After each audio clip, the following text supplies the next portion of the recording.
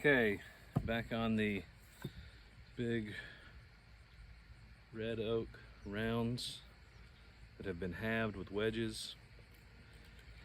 And I wanted to show yesterday in the video I mentioned, or yesterday's video, I said something about the clinic, well, wood splitting clinic. And I want to show you that with these big rounds. These big rounds are some of the easiest wood to split. Now there's always the chance for some weird knots in here. You can see grains that change direction, but you get that with any wood. Big wood's no different, except typically when it's this big, it's been growing straight for a long time. So I'm going to show you what I find to be the best way for splitting these rounds so that you're not bending over a lot, you're not having to swing really hard, just slow and steady and kind of methodical. So here we go. Start on whichever you're right-handed, right side, left-handed, left side. Give that a good whack. Doesn't have to be all the way through, but I could probably get through that in a swing or two, but I'm gonna skip it and keep going, because this wood down here is holding that on.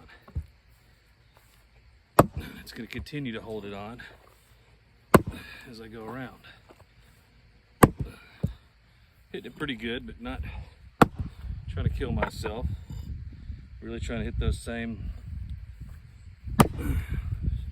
spots right in line. Accuracy over power every time.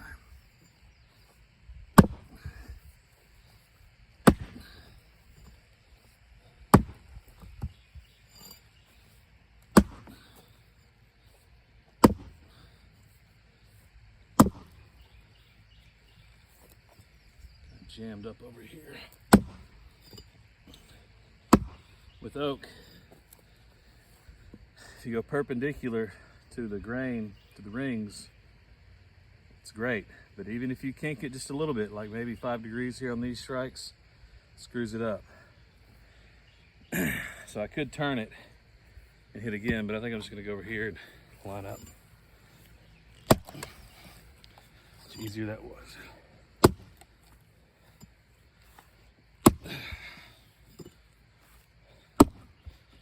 All right, now, got my peacock. Now I'm going to start knocking off the blocks. Close to my trailer here.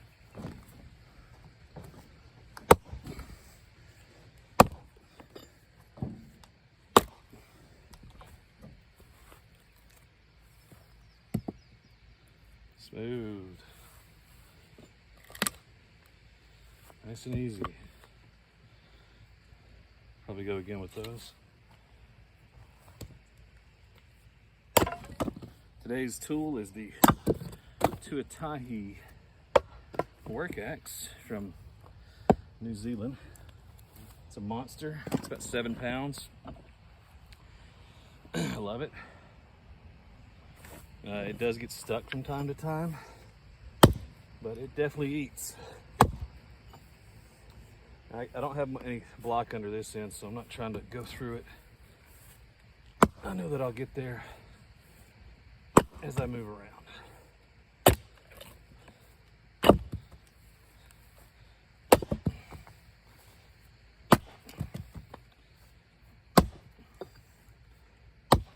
It's the difference between when you got a little block underneath and when you don't. Now, you don't have to have a big monster axe like this. I do like it, like I said, but you can always use an old antique if you got it, or whatever you got. I'll show you this double bit I got over here in just a second. It's so straight. I mean, it's just too easy. But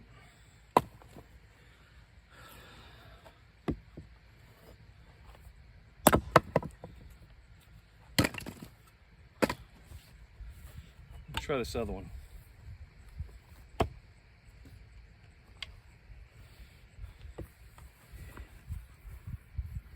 And you know what? Oh, wait a second. Kind of jammed up with my trailer. Move this way. Oh, yeah.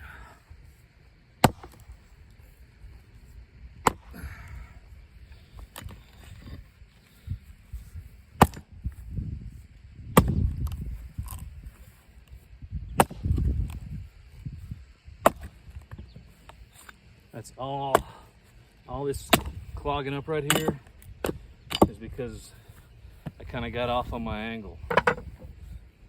There's no knots or grain issues. In other words, it's not the wood or the tool, it's the operator. Wood behaves a lot alike. All right, let's try this other one for a minute. This is an old, can't probably see that, but it's a lakeside pattern. I assume that's, you know, Midwest manufacturer. Older, 50s maybe, 60s. I got the head on eBay, 20 bucks maybe. There's another 15 in the handle. And these are building blocks. Gets me pissed in a good way.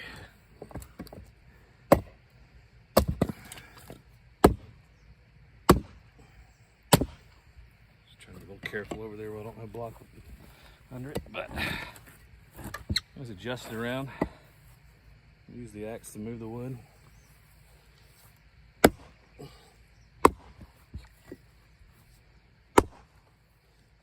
There's a little funk in the grain here, but I'm also not hitting it too hard. That one's free. That one's pretty much free. You can definitely, you know, blast through this stuff. If that makes you feel good, or if you've had a rough day. Sometimes I do that, but I don't know. Definitely don't like beating myself up. I don't have to. Nothing macho about that. Another thing you won't see is the log splitter.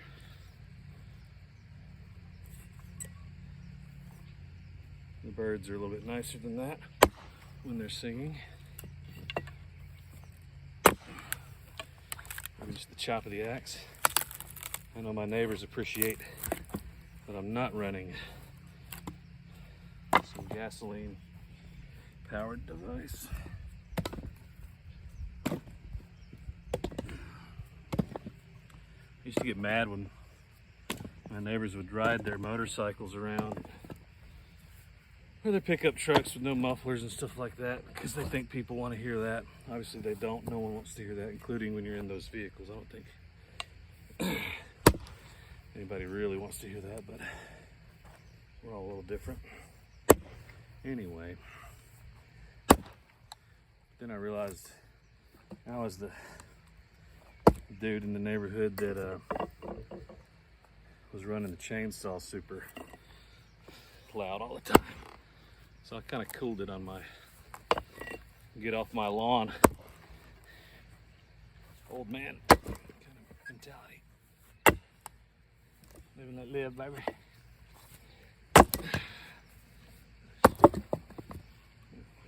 Cord in there.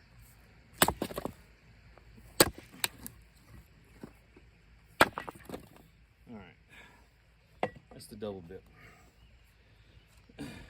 Also, if you cut firewood, get you one of these guys, because you can move these big rounds and stuff like that with two hands.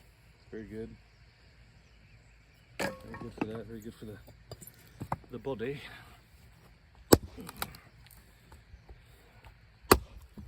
This is the hardest part right here.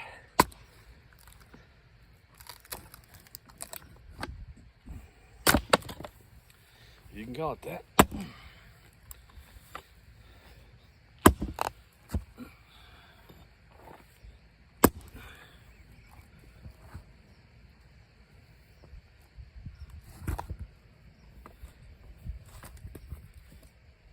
But also, I'm still not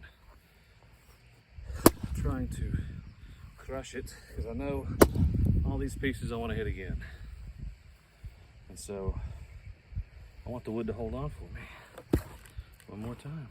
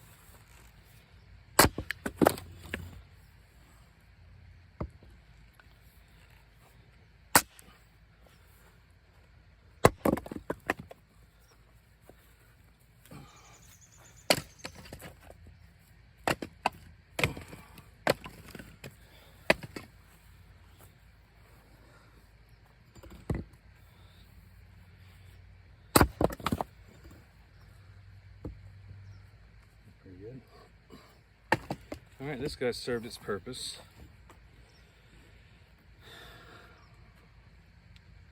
And so I will disassemble. It's got some weird holes in it. I don't know how it's going to turn out. Looks like this was closer to the butt end of the log. Might be a little tougher.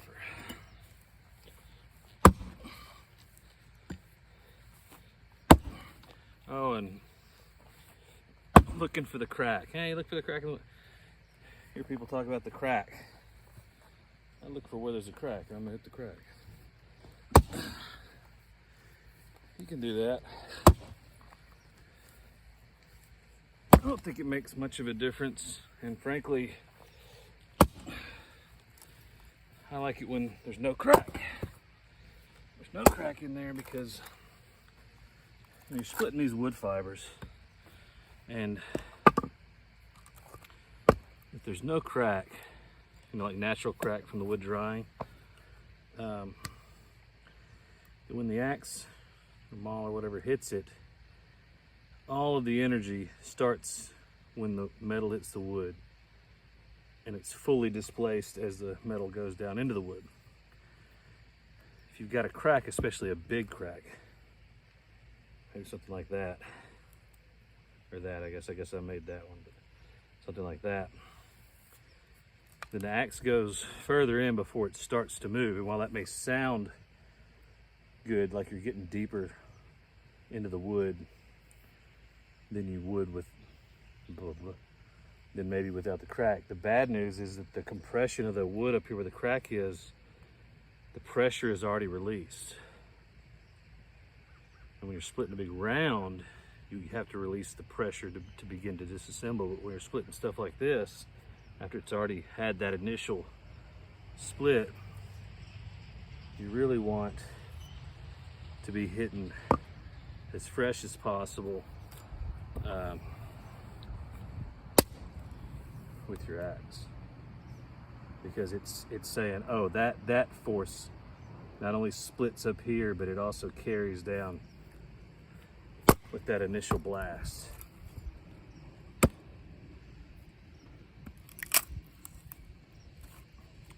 So, I mean, you can do the crack splitting. I don't like it. I don't think it really does much. I think it may even hinder it some.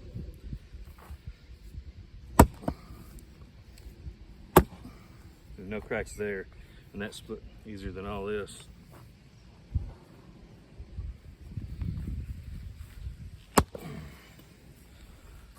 That's broke off because of the saw curve.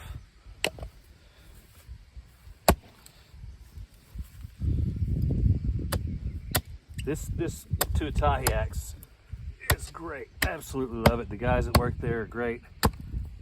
The only flaw I would say that it's got is it can stick if you get it in some spongy wood. Now, hardwood like this does a pretty daggum good job.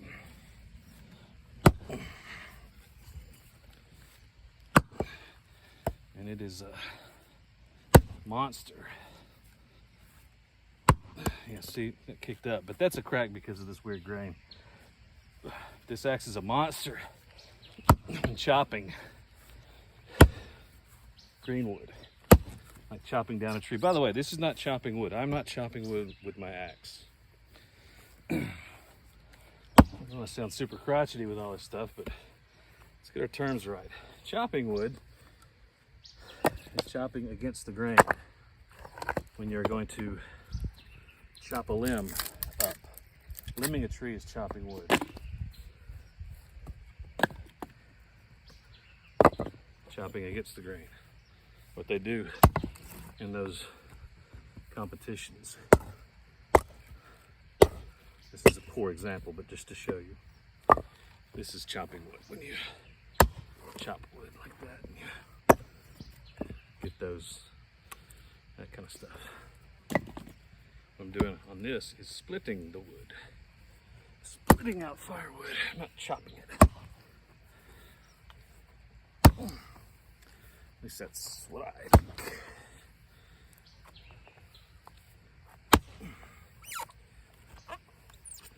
trying to kind of, I don't know, dispel myths, or I think I mentioned, YouTube's great for everybody getting to talk about anything, but sometimes they just don't seem to know what it is they're talking about.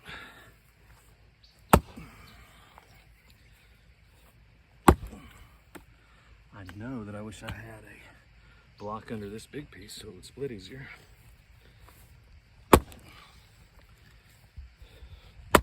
This is one of those that probably would split better from the other side too. But unless I split it in half with this swing and can turn it over, I'm not going to worry about that. Pretty close.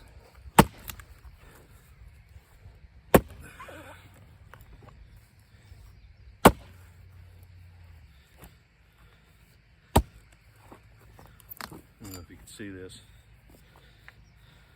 Check real quick. Yeah.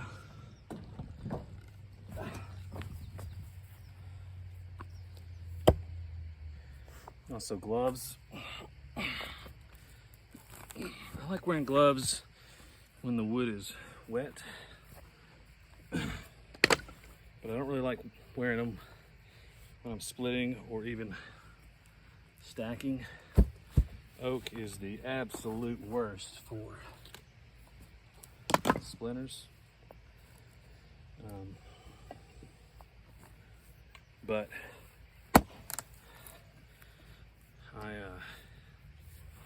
only time an axe has ever slipped out of my hand was when I was wearing gloves. I almost hit a dude in the head. His name was Jim. Anyway, Jim lived, I didn't hit him. But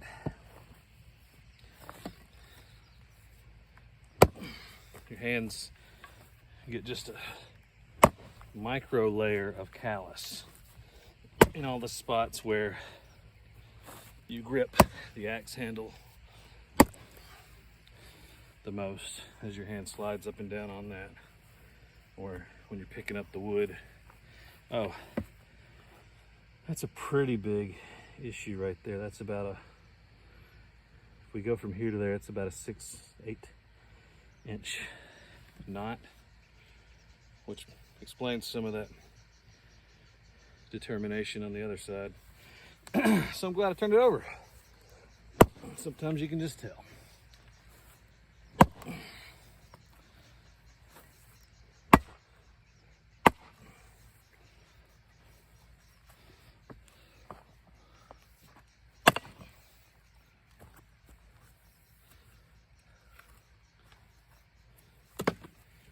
I don't know if this will be ready for fall or not. It's been sitting in the log with sealed ends. It's supposed to be sawn up into lumber, but the sawmill goons that we had lined up kept flaking on us. And now it's just gotten to the point to where it needs to be cleaned up. And I'm very happy to oblige, because I am running low on firewood this year. But oak is notoriously slow to season, especially big red oak. And this fell in late June, about a year ago actually, July 3rd, 21. So, while it has been sitting in log form for a year, that does not count as seasoning. But it may have gotten a little bit of moisture out of there. It's definitely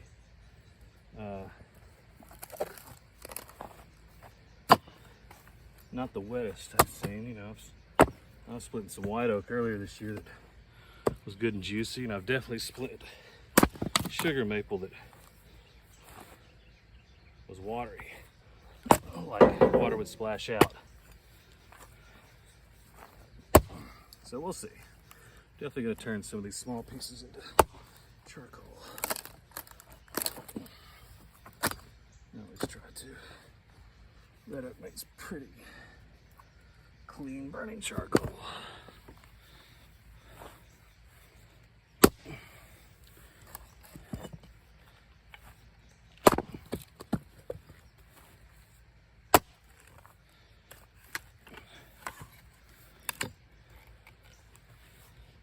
I think another thing about the axe and all that is, well, if I really wanted to turn the juice on, I could blow through this a lot faster.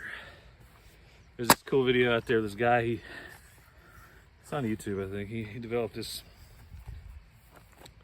buster axe, I think is what it's called, where the pole is overcompensated weight-wise, and he does that whole twist, and it acts as a natural lever, and he goes against a couple of goons on a log splitter, and he races them. It's kind of fun, but I'm just trying to work stiffness out and get a little workout in. If I cut it all up tonight because I was in a fever, then well, I won't have anything to do tomorrow. It's nice and slow. I hear the chopping sound as I split the wood. There's no motor. My neighbor's air conditioner is pretty loud, but it's hot, so gotcha.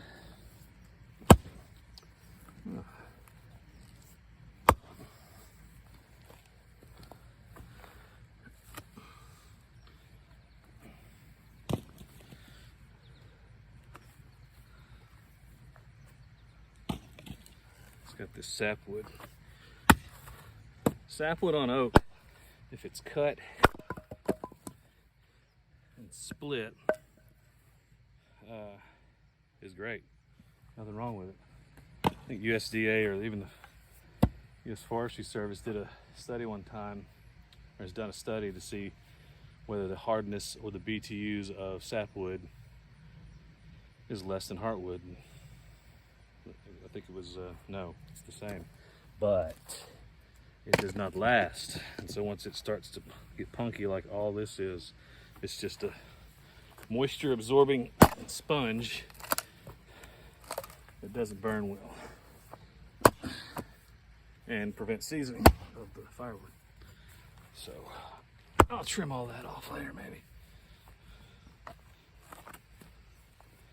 I've trimmed it off some spots. I'll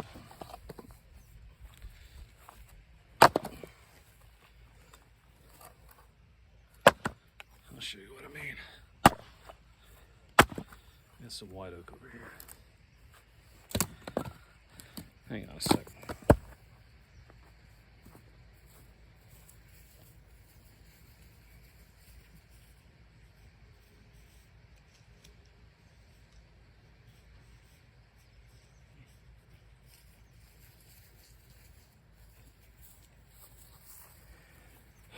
It's not the freshest, but there's the heartwood, there's the sapwood, the greenwood.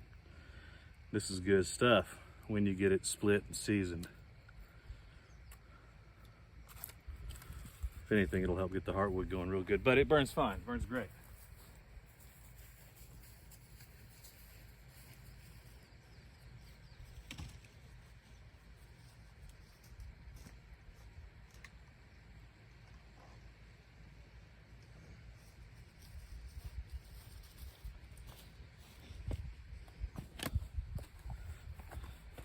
I don't know, with this knot in this one, I may end up just using that to bust the little stuff for the charcoal barrel.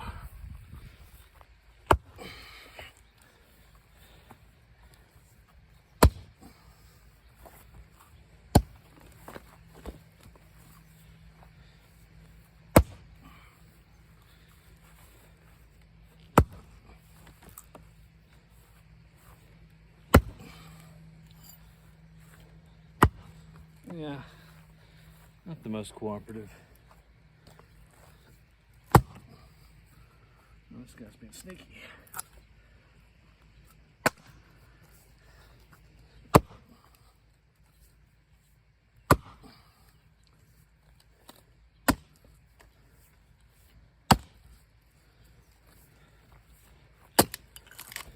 And if you're swinging down at it, down and in, I guess, you gotta make sure there's something between you and the axe.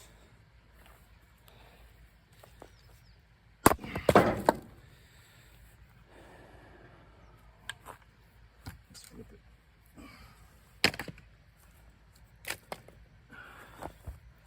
And on gloves, you know, if you don't use gloves, your hands get tougher.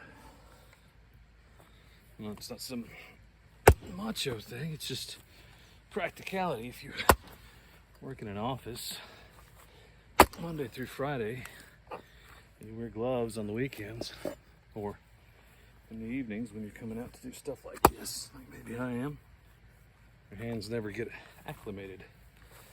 I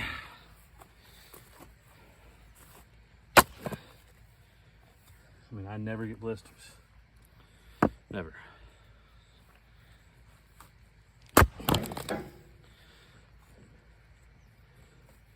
not because I have some supernatural anti-blister resistance. It's because I don't wear gloves when doing some of this. Now, if I'm chainsawing, I got gloves on. Throwing wet wood, I got gloves on. If I'm moving big wood like this, I'll probably throw some gloves on for part of it.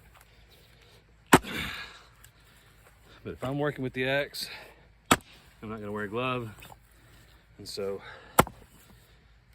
I'm not going to wear one when I'm splitting wood or when I'm picking up wood.